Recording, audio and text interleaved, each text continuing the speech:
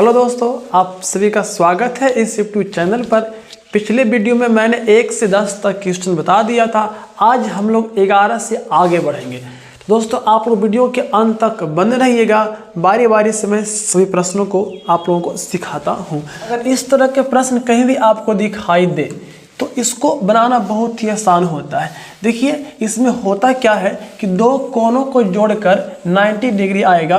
15 plus 75 90 degree हो गया। 20 plus 70 ये 90 डिग्री हो गया। अब देखो जिसको जिसको जोड़कर 90 डिग्री आ रहा है वो दोनों में से किसी एक को चेंज करना पड़ेगा, बदलना पड़ेगा।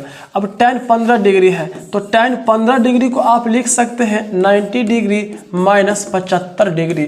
तो 90 में से 75 गया 15 आएगा। इसी प्रकार इसको आप लिख सकते हो tan 90 डिग्री और 90 डिग्री माइनस 70 डिग्री। तो ये आपका आएगा 20 डिग्री। बाकी दो को जैसे था उसी प्रकार से लिख दीजिए 70 डिग्री इंटू tan 75 डिग्री। अब देखिए एक फार्मूला होता है, इसको आप लोग याद करना। tan 90 डिग्री माइनस थीटा बराबर cot थीटा होता है, cot थीटा होता है। इसी प्रकार यहाँ पर आप लिख सकते हैं कि tan 90 डिग्री माइनस थीटा के जगह पर 75 है तो tan 90 minus theta cot theta होगा। तो यहाँ पर लिख सकते हैं cot थीटा, थीटा की जगह 75 है, into tan 90 minus theta cot theta तो cot 70 degree into tan 70 degree into tan 75 degree. इस तरह से आप देख सकते हैं। अब देखिए क्या है, अब दोनों आपने जब चेंज किया तो देखिए एक cot 75 यहाँ पर tan 75, ठीक है। दोनों का डिग्रियां आ गया, कोण आ गया सेम, एक है cot एक है tan। इसी प्रकार यहाँ पर 70 यहाँ पर 70 दोस्तों। तो एक फॉर्मूला होता है, यहाँ पे एक फार्मूला होता है tan theta into cot theta बराबर 1 होता है। दोनों थीटा सेम रहा, एक tan दूसरा cot में रहा और गुना में रहा तो उसका आंसर 1 होता है। यानी कि tan थीटा गुने cot थीटा बराबर 1 होता है। इसी प्रकार tan थीटा यानी 75 यहाँ पर tan है, tan थीटा गुने cot थीटा, थीटा के बदले मैंने 75 यहाँ पर दिया हुआ है तो tan थीटा गुने cot थीटा बराबर होगा 1। उसके बाद गुना tan 70 cot 70 गुना करके दोनों का मान होगा 1, 1 गुना 1 यानी 1 होगा। इसका जो आंसर होगा दोस्तों 1 यानी कि डी हो जाएगा। देखो ये कंसेप्ट आपको फार्मूला याद होना चाहिए, फार्मूला याद रहेगा तो बाकी सब बन जाएगा। ऐसे तो अगर आप सीख गए होंगे तो इस तरह का प्रश्न आपको दिखाई देगा तो बस मुश्किल से 2 से 3 सेकंड सोचने में लगेगा और आंसर बना दीजिएगा। आशा करते हैं आपको यह समझ में आ गया होगा। चलते हैं नेक्स्ट पर। देखो नेक्स्ट क्वेश्चन क्या है, नेक्स्ट है 12। यदि tan अल्फा प्लस बीटा बराबर √3 और tan अल्फा बराबर 1/√3 हो तो tan बीटा का मान ज्ञात करना है। देखो यह जो देख रहे हैं प्रश्न बहुत ही आसान है। कैसे देखिए आपको कितना आसानी से मैं सिखा देता हूँ। सबसे पहले क्या करो बच्चों कि यहाँ पर tan जो लिखा हुआ है tan अल्फा प्लस बीटा बराबर √3 है। आगे tan है अल्फा प्लस बीटा। बताओ tan कितना डिग्री के मान होता है √3। तो tan 60 डिग्री का मान होता है √3। यहाँ पर tan 60 डिग्री आप लिख दो। उसका ये tan से tan हट जाएगा, कट जाएगा, बचेगा अल्फा प्लस बीटा बराबर 60 डिग्री। दूसरा मान दिया हुआ है tan अल्फा बराबर 1/√3। अब बताइए यहाँ पर tan अल्फा है तो tan कितना डिग्री का मान होता है 1/√3। तो यहाँ पर tan 30 डिग्री का मान होता है 1/√3। tan है तो tan में ही मान रखना है आपको, ध्यान रहे। cot है तो cot में, sin तो sin में। अब tan से tan कट जाएगा, अल्फा के मान यहाँ पर आएगा 30 डिग्री। तो ध्यान रहे बच्चों, यहाँ पर आपको ध्यान रहे कि अल्फा के मान यहाँ पर 30 डिग्री आ गया है। तो यहाँ पर अल्फा के मान अगर आप 30 ऐसे रखते हो तो बताओ 30 रख दिए तो प्लस 30 रख दिया, अल्फा की जगह मैंने 30 रख दिया। जैसे आपको यहाँ पर निकाला हुआ था अल्फा प्लस बीटा बराबर 60 डिग्री। अल्फा के मान आपको 30 प्राप्त हो गया, तो 30 प्लस बीटा बराबर 60 डिग्री। तो बीटा बराबर आपको यहाँ पर मिल जाएगा 60 माइनस 30 यानी बराबर 30 डिग्री। तो यहाँ पर निकालना है tan बीटा के मान। तो tan बीटा के मान कैसे निकालेंगे, ध्यान दीजिए, निकालना है tan बीटा के मान। तो tan बीटा का मान निकालना है, बताइए tan बीटा के मान आप 30 निकालें, यहाँ पर 30 लिख दीजिए। तो tan 30 डिग्री का मान होता है 1/√3। तो आंसर आपका C 1/√3। ऐसा करते हैं, आपको यह समझ में आ गया होगा। इस तरह से प्रश्नों को आप हल कर सकते हैं। चलते हैं नेक्स्ट के। चलो, ऐसे लिखा हुआ है यहाँ पर कि 2 tan 30 डिग्री बटा 1 माइनस tan स्क्वायर 30 डिग्री। यह एग्जाम के लिए बहुत ही इंपॉर्टेंट है। ये सब एग्जाम में देखो बार बार आते रहता है। लिखा हुआ 2 tan 30 डिग्री बटा 1/1 माइनस tan स्क्वायर 30 डिग्री। तो 2 के 2 रहने दीजिए, और tan 30 के मान अभी मैंने आपको बताया था कि 1/√3 होता है। तो 1/√3 यानी कि √3, 1 माइनस tan स्क्वायर 30 डिग्री, तो 1/√3 और tan पर स्क्वायर, तो यहाँ पर भी स्क्वायर आपको दे देना है। अब गुना करेंगे तो इसके नीचे में 1 रहता है, तो 2 गुना 1 2 हो जाएगा, और नीचे हो जाएगा √3, और नीचे फिर बटा 1 माइनस 1 क्या स्क्वायर 1, ध्यान रहे कि 1/√3 क्या स्क्वायर आप देख रहे हैं, तो स्क्वायर दोनों पर होगा। 1 क्या स्क्वायर 1 होगा, उसके बाद √3 है, तो √3 का स्क्वायर करेंगे, तो √3 का स्क्वायर मतलब √3 गुना √3, या फिर √3 का स्क्वायर ऐसे लिख सकते हैं। तो स्क्वायर से रूट कट गया, आपका आएगा 3। तो कितना आएगा यहाँ पर बस 3 आएगा, यानी 1/3। ठीक है, अब इसको आगे हल करते हैं, ध्यान दीजिए, हल करते जाइए। 2/√3 नीचे यह पूरा मोटी लकीर, इसके नीचे में 1 होता है, यहाँ पर एलसीएम 3 हो जाएगा। तो 1 से 3 में भागा देंगे, 3 आएगा, और गुना करेंगे तो 3 आएगा और 1 हो जाएगा। ठीक है, आगे हल करिए। 2/√3 और नीचे यहाँ पर 2/3 आ गया। अब देखिए करना क्या है, ध्यान से आपको देखना है। अब देखिए ऊपर लिख देते हैं, ध्यान से देखिएगा। यहाँ से आपको देखना है कि यह मोटी लकीर, देखो सबसे बड़ा बटा है, मतलब 2 बटा के 1 बटा है। तो मोटी बटा के जो नीचे वाला मान रहेगा वह उल्टा हो जाता है, यानी कि 2/√3 गुना 3/2, 2 से 2 कट गया। अब बताइए बच गया 3/√3। इसको लिख सकते हैं, एगो 3 है तो एगो 3 को लिखा जाता है √3 गुना √3। √3 को √3 से गुना करेंगे तो बाद में 3 ही आएगा। जैसे 3 3 9 और 9 के वर्गमूल 3 होता है, और नीचे बच गया √3, कट गया, आ गया √3। अब बताओ, पूछ रहा है कि √3 किसके बराबर होगा। तो cos 60 का मान होता है 1/2, sin 60 का मान होता है बच्चों √3/2।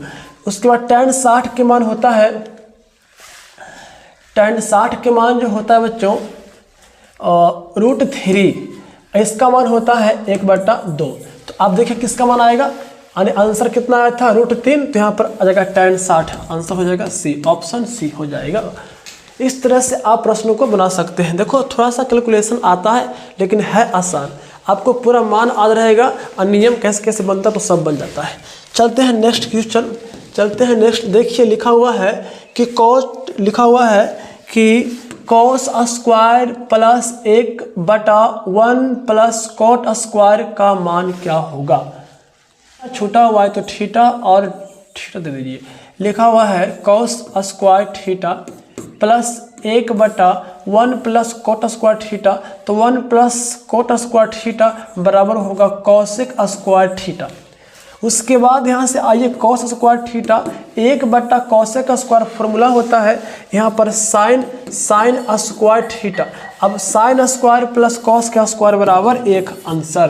तो कितना आसान था। फॉर्मूला जो नहीं जानते हैं सुनिए, एक फॉर्मूला होता है ऐसे cosec square theta minus cot square theta बराबर 1। यहाँ से cosec स्क्वायर थीटा बराबर, ये माइनस से उस तरफ ले जाएंगे तो प्लस हो जाएगा, तो 1 प्लस cot स्क्वायर थीटा। एक और फॉर्मूला होता है sin थीटा गुने cosec थीटा बराबर 1 होता है, तो यहाँ पर sin थीटा बराबर लिख सकते हैं 1/2 कॉसेक थीटा, तो 1 बटा कॉसेक थीटा बराबर हो गया साइन थीटा स्क्वायर था, तो मैंने स्क्वायर दे दिया। फॉर्मूला आपको पूरा याद कर लेना है। चलते हैं नेक्स्ट क्वेश्चन पर।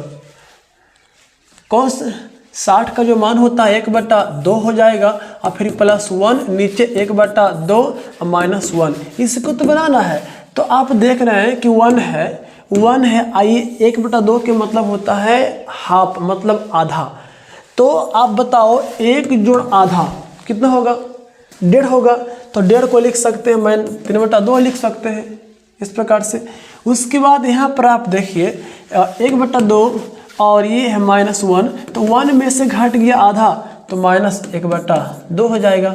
और ये है मोटी लकीर, तो 3/2 गुना 2/1 कट गया, बच गया -3, तो आंसर आपका -3 बी हो जाएगा। ऐसा करते हैं, आपको यह समझ में आ गया होगा। चलते हैं नेक्स्ट, देखिए ध्यान से। उसके बाद ये है, इस तरह के प्रश्न अगर अकेला कहीं दिखाई दे तो इसका आंसर आप बी मार देना, सॉरी बी नहीं, इसका आंसर आपको 1 मार देना है। इस तरह का प्रश्न कहीं आपको दिखाई देगा तो इसका आंसर क्या होता है? 1 होता है। जैसे sin 18 cos 72, तो sin 18 cos 72 दोनों को जोड़ोगे तो 90 आएगा, 90 डिग्री आएगा, तो जहाँ 1 मार देना है। कि दोनों को बदल करके आपको आंसर इसका 1 मार देना है। ठीक है, बहुत ही आसान है। आगे में कुछ लगा हुआ रहेगा तो गुना कर देना है। देखिए आप यहाँ पर ध्यान दीजिए, अभी भी इसका आंसर आप कहोगे सर 1 ही होगा, नहीं, एक आंसर इसका नहीं होगा, आगे 2 लगा हुआ है, इसका आंसर 1 होता है। इस तरह के मान कहीं दिखाई देगा, इसका आंसर 1 हो गया, और आगे 2 लगा हुआ तो 2 गुना 1 बराबर, इसका आंसर 2 हो जाएगा। पूरा का मान 1 और गुना आगे 2 है तो 2 गुना 1 2। चलते हैं दोस्तों नेक्स्ट क्वेश्चन है। अब देखो इसको बनाते हैं, बस यह भी आसान है। कैसे आसान है भाई? इसका तो इसका आंसर 1 हो जाएगा और आगे 2 है तो 2 गुना 1 माइनस, उसके बाद यहाँ पर ध्यान देना है बच्चों कि tan है और cot है, दोनों को जोड़ेंगे तो 90 डिग्री आता है कि नहीं आता है? 60 + 30 90 आ गया, ये कट, इसका मान 1 हो गया, तो 2 गुना 1 2 माइनस 1 बराबर हो गया इसका आंसर 1। ठीक है, तो इस तरह से आप प्रश्नों को आसानी से बना सकते हैं। ऐसा करते हैं, अब चलते हैं नेक्स्ट क्वेश्चन। नेक्स्ट आ गया आपको, इस तरह के प्रश्न कैसे बनाएंगे? लिखा हुआ है एक 6 मीटर ऊंचे खंभे की पृथ्वी पर छाया। तो एक 6 मीटर ऊंचे एक खंभा है जिसकी ऊंचाई है 6 मीटर, इसकी छाया, अगर सूर्य यहाँ रहेगा तो छाया इधर बनेगा, अगर सूर्य यहाँ रहेगा तो छाया इधर बनेगा। आपको ध्यान रखना है। मान लो यहाँ पर सन है, यहाँ पर सूर्य है, यहाँ पर सूर्य दोस्तों, इसका जो छाया है, प्रकाश यहाँ पड़ेगा तो इसका छाया नीचे बनेगा, तो ये हो गया आपका छाया। इसकी लंबाई दिया हुआ है 2√3 दिया है। अब तब कह रहा है कि सूरज का उन्नयन कोण ज्ञात करें, तो सूरज का जो उन्नयन कोण हो जाएगा, यहाँ पर मान लीजिए थीटा है। अब बताओ मान क्या क्या दिया है? यहाँ पर 90 डिग्री है, मान दिया हुआ है 6 और ये दिया है 2√3। तो आपको एक संबंध बताते हैं, इसको बोलेंगे लंब, इसको बोलेंगे आधार।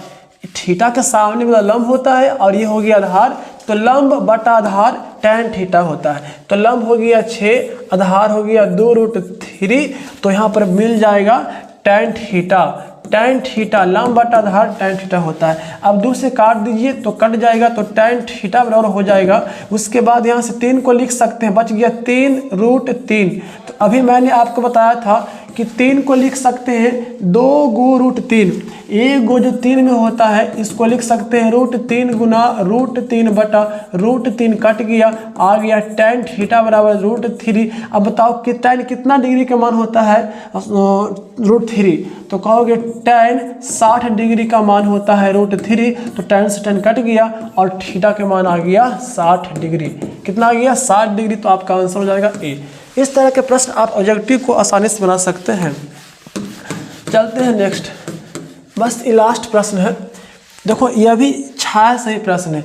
यदि किसी ऊर्ध्वाधर खंभे की ऊंचाई किसी क्षण उसकी छाया के बराबर हो, किसी क्षण उसकी छाया के बराबर हो जाए तो सूरज का उन्नयन कोण क्या ज्ञात करें? मतलब बराबर हो जाए, जैसे इस तरह से खंभा है मान लीजिए कि इसको x मान लिए तो यह भी आपको हो जाएगा x मीटर। जितना मानेंगे उतना ही ये वाला हो जाएगा। इसको x मानेंगे तो यह भी कितना हो जाएगा, x हो जाएगा। जितना लंबाई का ये रहेगा उतना ही लंबाई का आपका छाया बनेगा। यदि किसी उधर खंभे की ऊंचाई किसी क्षण उसकी छाया के बराबर हो जाए तो सूरज का उन्नयन कोण ज्ञात करें। मान लीजिए सूरज का उन्नयन कोण थीटा हो गया, इसको माना मैंने x, तो यह भी कितना हो जाएगा, x हो जाएगा। तो आपको पता है कि यह हो गया लंब और ये हो गया आपका आधार, बराबर हो जाएगा tan थीटा, कट गया तो 1 हो जाएगा। तो बताइए tan थीटा, tan कितना डिग्री का मान 1 होता है, तो tan 45 यानी 45 डिग्री का मान 1 होता है। यहाँ पर tan से tan कट गया, थीटा के मान जो आ गया आपका 45 डिग्री। तो जब 45 डिग्री पर रहेगा तो आपको ज्ञात करना है, पता करना है कि ये सूर्य खंभे और उसकी छाया की लंबाई क्या होगी, बराबर होगी। तो मैंने 20 तक पूरा प्रश्न बना दिया है।